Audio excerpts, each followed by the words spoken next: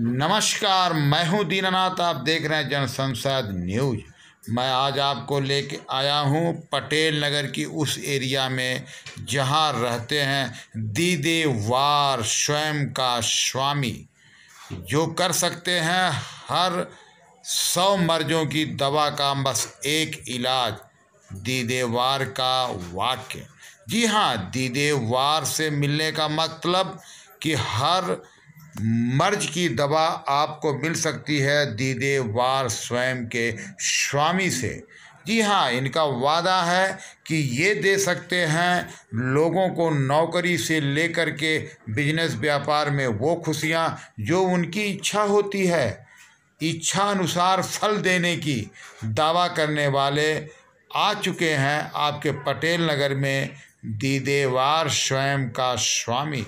जी हाँ, आज जनसंसद न्यूज अपने कई मीडिया ग्रुपों के साथ पहुंचा पटेल नगर, जहां ये जानना चाहेगा दीदे वार स्वयं के स्वामी से कि क्या कुछ कर पाते हैं जनता के लिए और कौन वहां आते हैं और किसको आज तक हो पाया है इलाज। इस सारी जानकारी आपको मिलेगी जन संसद न्यूज के माध्यम से। तो आज आप देख सकते हैं किस प्रकार से बैठे हुए हैं स्वयं का स्वामी दीदे वार।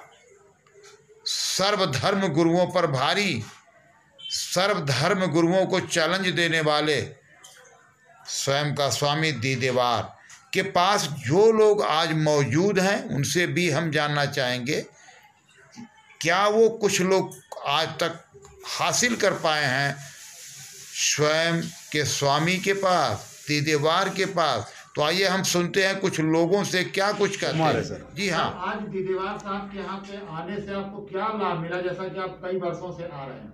सर, मुझे सबसे प्रथम लाभ तो मेरी स्वयं की संतान और मेरी पत्नी ही मेरा सब कुछ है।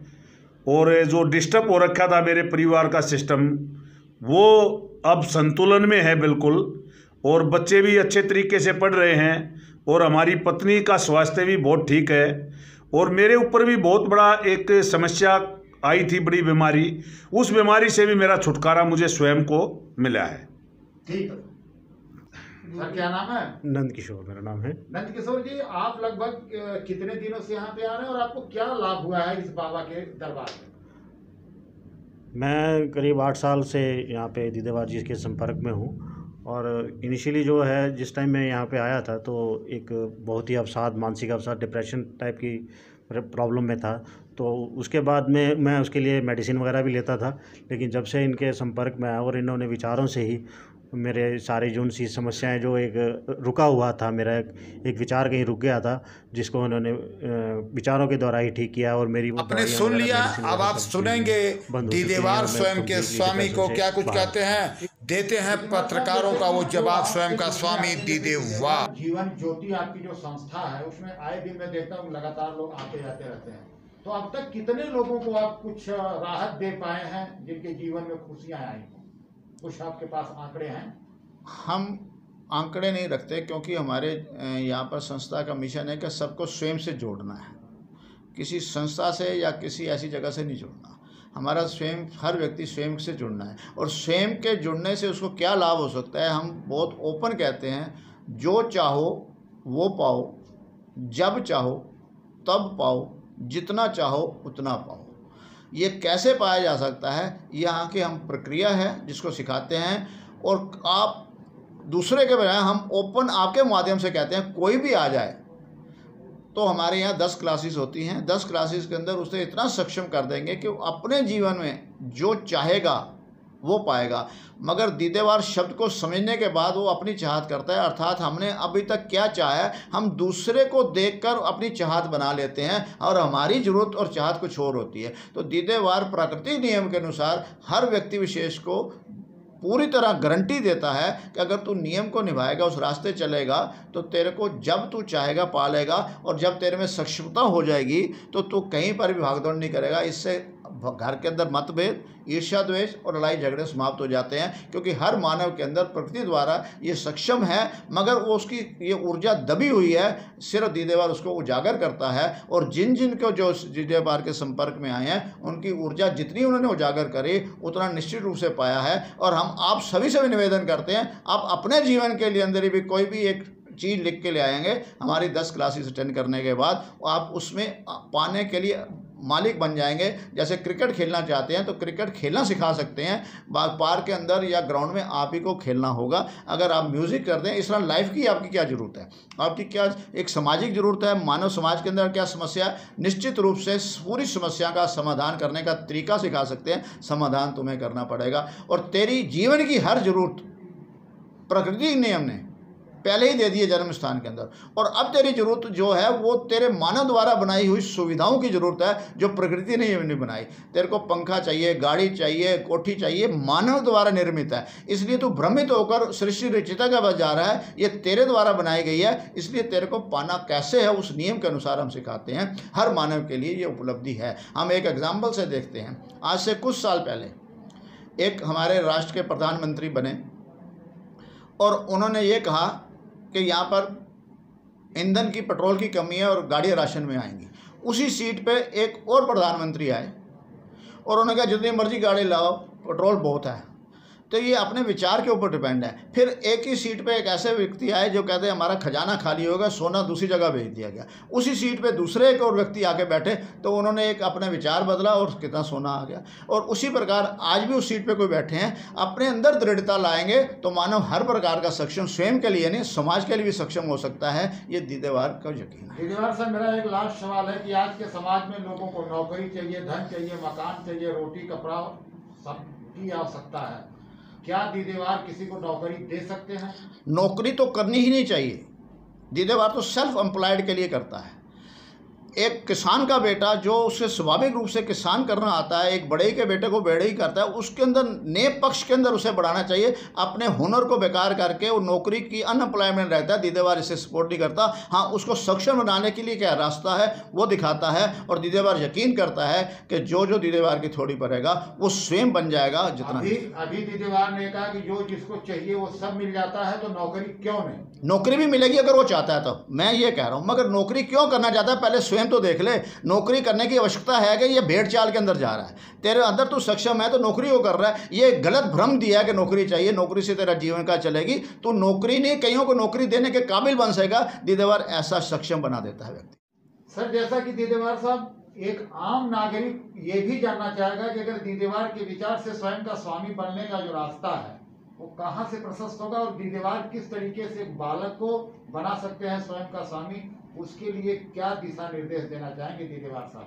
जैसे दीदेवार सदा 3 नियम के अंदर अपने आप को बांध के चलता है, उसी के अनुसार उसने आज तक जो नियम का ज्ञान करे अपने जीवन में, और लोगों को भी उस जीवन में चलने के लिए प्रेरित करता है। जिस प्रकार एक शिशु जो है बालक के रूप के अंदर माँ के गर्भ से आ जाता है, तो उससे पहले 7 साल प्रकृति नियम के अनुसार से उसे स्वयं ग्रहण करना होता है, अडॉप्ट कर लेता है। वहाँ उस वातावरण के रीति रिवाज, भाषा, खान पान, रहन सहन उसे सिखाने नहीं पड़ते हैं, वो स्वयं ही अडॉप्ट कर लेता है। और ये उस जिस परिवेश में उसका आगमन हुआ है वो तो उसे अडॉप्ट करने ही होंगे, उससे हो जाते हैं।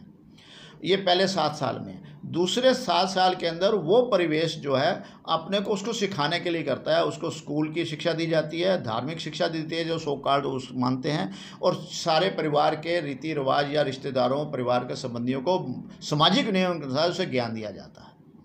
और जब वो बच्चा 14 साल का होता है तो प्राकृतिक नियम के अनुसार लड़की के अंदर माता बनने के गुण पैदा होते हैं शारीरिक रूप से, और लड़के के अंदर पिता बनने के शारीरिक रूप से गुण पैदा होते हैं। और यही सही समय है कि बच्चे को आज़ादी दी जाए, और उसके मानसिकता को बदल दिया जाए स्वयं का स्वामी करने के लिए। इसीलिए दीदेवार कहता है कि जो बच्चा 14 साल के अंदर आया है वो शारीरिक रूप से और मानसिक रूप से इस तरह तंदुरुस्त हो जाता है और किसी को समझने में और अपनी लाइफ की डायरेक्शन के लिए हो जाता है। इसीलिए लगभग 8वीं कक्षा तक 14 साल में बच्चा जब पूरा होता है तो पूरे ही जगत के अंदर उससे पूछा जाता है कौन से तुझे कौन सा सब्जेक्ट लेना है, या डिस्कशन हो जाता है कि इसकी लाइन ऑफ डायरेक्शन करिए। उस समय अगर बच्चे हमारे पास आ जाएंगे तो स्वयं का स्वामी बनने के लिए, उनके जीवन के लिए और पूरे समाज के लिए हितकारी होगा। एक मेरा छोटा सा सवाल और था दीदेर साहब, जैसा कि मैं ये जानना चाहता हूँ कि जो प्रकृति के नियम है जिसे आप नियम कहते हैं, तो टोटल सृष्टि में स्त्री और पुरुष लिंग है दोनों जगह, और कहीं भी बलात्कार नहीं है, केवल मानव जाति में ही बलात्कार शब्द आता है। तो क्या ये मानव जाति इसलिए भटक चुकी है क्योंकि ये अन्य धर्म गुरुओं की आधार पर चली है, और वो जो अन्य जीव जंतु हैं वह कहीं ना कहीं उस नियम पर हैं जो प्रकृति द्वारा दी गई? ये क्वेश्चन एक भ्रमित क्वेश्चन है, क्योंकि बाकी जो जीव प्राणी हैं उन्होंने अपना समाज नहीं रचा। वो अपने ही घर के किसी भी स्त्रीलिंग से जब संपर्क करते हैं उनमें ज्ञान नहीं होता, और इसलिए ये प्रश्न ही नहीं उठता।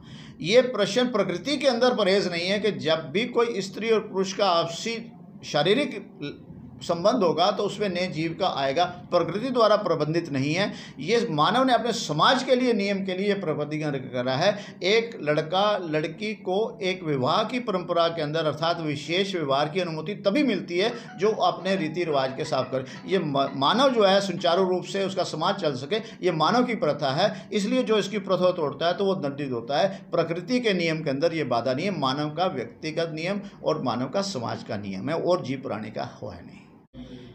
दीदेवार उस शक्ति को एक नियम के नाम से जानता है और नियम के नाम से पहचानने की कोशिश करता है। अगर हमें किसी चीज़ के नियम का मालूम पड़ जाए तो वो शक्ति हमारे खुद में आ जाती है।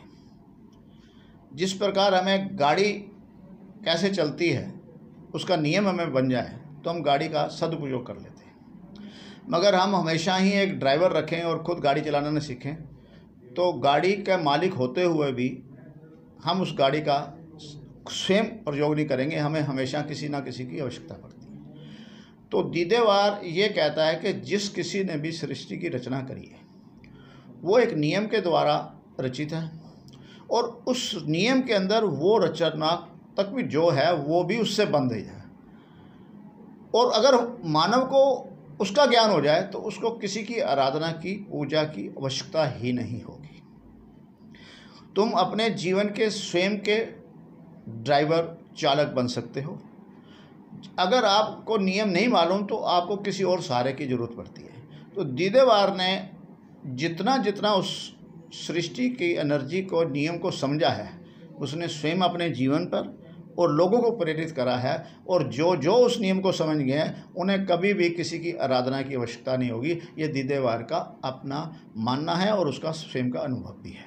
जैसा कि दीदेवार साहब, एक चीज का सत्य है जो सभी धर्म गुरुओं ने माना है कि आना और जाना यानी मृत्यु भी होना अटल सत्य है और पैदा होना भी अटल सत्य है। तो ये इस कड़ी को किसी धर्म गुरुओं ने अभी तक चैलेंज नहीं कर पाया, उसको सत्य पर मान के बैठा। वह सत्य क्या नियम है या सत्य है, इस पे दीदेवार क्या कहेंगे? अभी आपके एक प्रश्न में था कि जीवन और मृत्यु अटल है। ये एक बहुत बड़ा भ्रम है दीदेवार के मत अनुसार।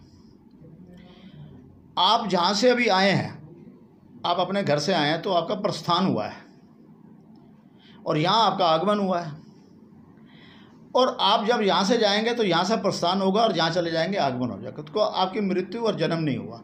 और इसीलिए जो मेरे भीतर की चेतना है उसका मेरे शरीर में आगमन होता है और मेरे शरीर से प्रस्थान होता है। मैं कभी ना जीता हूँ ना मरता हूँ, जीवन मृत्यु नहीं है। वो मैं जहाँ पर भी हूँ मेरा आगमन और प्रस्थान है। दीदेवार जीवन और मृत्यु को नहीं मानता है। आत्मा अजर अमर है या नहीं? आत्मा जब तक मानव के शरीर में नहीं आई तो वो आत्मा है, एनर्जी है वो, और जब मानव शरीर में आ जाती है तो वो चेतना बन जाती है, और चेतना चैतन्य के रूप के अंदर मानव के जीवन में प्रभाव डालती है और कार्य करती है।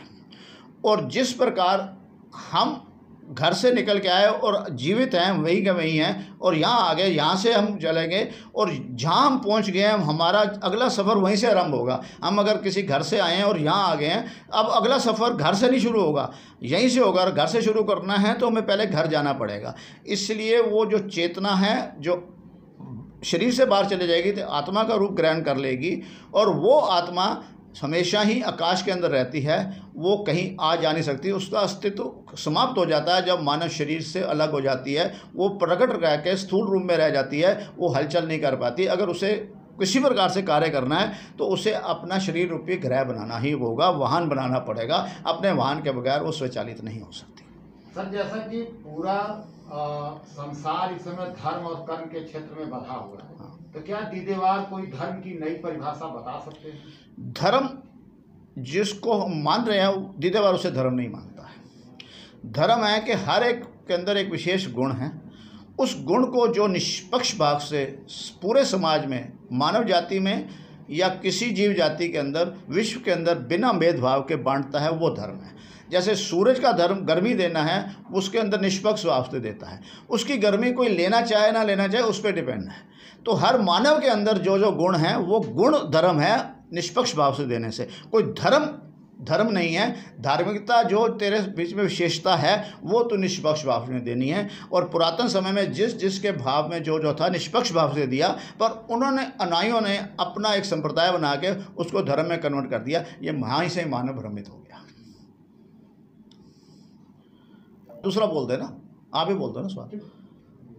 देदेवारी, जैसे धर्म की बात हो रही है तो इस धर्म के अंदर आपने देखा है कि कई समुदाय के लोगों के बीच में झगड़ा भी होता है और वो अपने धर्म का प्रचार करते हैं, चाहे तलवार के माध्यम से चाहे लालच के माध्यम से। इसे दीदेवार कैसे देखता है? और वहीं सांप्रदायिकता की स्थिति बनी हुई है पूरे भारत में।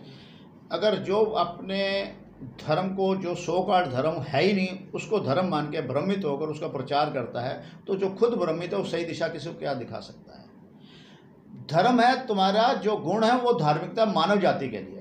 तो सबके पास अपना अपना गुण है, सबको सबका लेने का हक है। अगर मैं ये कहूँगा मैं ही सही हूँ तो मेरे से बड़ा गलत नहीं है, मैं भी सही हूँ, वो भी सही हो सकता है। इस प्रचार से हम चलेंगे तो हम एक सामूहिक रूप से जगत का और मानव पुराण का, समाज का कल्याण कर पाएंगे। जिस प्रकार एक व्यक्ति विशेष जो है, कपड़ा किसने बनाया है, घड़ी किसने बनाई है, ऐनक किसने बनाई, मोबाइल किसने बनाया, सामूहिक रूप से हम करते हैं। और मानव का शरीर, हाथ अपना कार्य कर रहे हैं, आँख अपने कार्य कर रहे हैं और पांव अपने कार्य करें, उससे ही मानव समाज के विचारों जब संगठित रूप में होंगे तो पूरा मानव समझाएगा। यहाँ पर जो पृथकतावाद हुई है, ये पूरा का पूरा जगत इसमें दीदेवार के अनुसार से भ्रमित है। और जो खुद भ्रमित है वो सही दिशा किसको क्या दिखाएगा? और इसलिए हमें खुद को सजग होना पड़ेगा, स्वयं का स्वामी बनना पड़ेगा। और खुद हमें अगर पानी पीते हुए ये पोल्यूटेड पानी हम ध्यान रखते हैं तो हमें विचारों पर भी अपने आप को ध्यान संयम रखना पड़ेगा कि जो हमें मिल रहे हैं क्या हमारे लाइफ के लिए, हमारे जीवन के लिए उचित हैं या नहीं। जैसे कि सभी धर्म वालों ने कहीं ना कहीं मानव धर्म की बड़ी विशेषता बताई है, और जा करके लोग, एक जनरल समाज के लोग मानव धर्म की मान्यता प्रकट करते हैं। तो मानव धर्म को लेकर के दीदेवार का क्या विचार? मानव धर्म, मानव का जो कर्म है, मानव का जो गुण है उसको निभाए। दीदेवार जो मानव का गुण है उसको निभाने का प्रयास कर रहा है। जो मेरे में विशेषता है वो समाज के अंदर निष्पक्ष भाव से दे रहा है, और दूसरे मानव के अंदर कोई है वो अपना दे। और जीव प्राणी के अंदर कई और प्राणी हैं सृष्टि नियम के अंदर, उनके से भी हम उपयोग लेते हैं। घोड़े की भी सवारी करी है, गाय का दूध पीते हैं, उनका अपना गुण है, उनका अपना धर्म है। तो मानव तो सभी का सहयोग लेके करता है। मानव का अपना कोई नहीं, सारा समूह का एक धर्म है, एक दूसरे के सहयोग गुण से एक दूसरे का सहायक बनना, यही मानव का धर्म है। दीदेवार साहब, जैसा कि एक बालक पैदा होता है, पैदा होने के बाद वो स्वयं का स्वामी बनने के लिए उसे ब्रह्मचर्य, गृहस्थ और वानप्रस्थ संन्यास आश्रम तक उसको जाना पड़ता है। तो ये कैसे आप कर पाएंगे कि एक बालक को जो है कि स्वयं का स्वामी बना सकते हैं? ये दीदेवार साहब, उसका क्या थ्योरी हो सकता है? यहाँ दीदेवार के अंदर सदा 3 नियम की बात की जाती है। एक प्राकृतिक नियम, एक सिर्फ मानव का व्यक्तिगत नियम है और किसी जीव प्राणी का हो नहीं सकता। और मानव का व्यक्तिगत जीवन के उसके विचारों से जो सहमत हुए हैं, अलग अलग समूह बन के अलग अलग समाज बन गया, इसलिए वो अलग अलग समाज का एक सामाजिक नियम है। और जो मानव जिस समाज के हिस्से का एक अंश है, अंग है, तो वो उस समाज के हिस्से को, उस नियम को भी मानना उसे पड़ता है सामाजिक नियम के अनुसार से, क्योंकि मानव का समाज सुचारू रूप से चल रहा है। मानव ने अपने जीवन को सहज करते हुए एक अपने नियम बनाए और हर व्यक्ति विशेष का एक अपना नियम है। और जिस प्रकार प्रकृति का नियम देखें तो जब भी बच्चा 3 से 6 माह का होता है तो वो माँ की गोद से हटकर खुद रेंगना शुरू कर देता है, अर्थात वो स्वयं का स्वामी तो कुदरत ने, प्रकृति ने उसे बना दिया है, पर हम उसे गुलाम की तरह माँ खींचती है और अपने जो भी रिचुअल्स हैं उस पर थोपते हैं। ये अनुचित है, ये अनुचित है दीदी।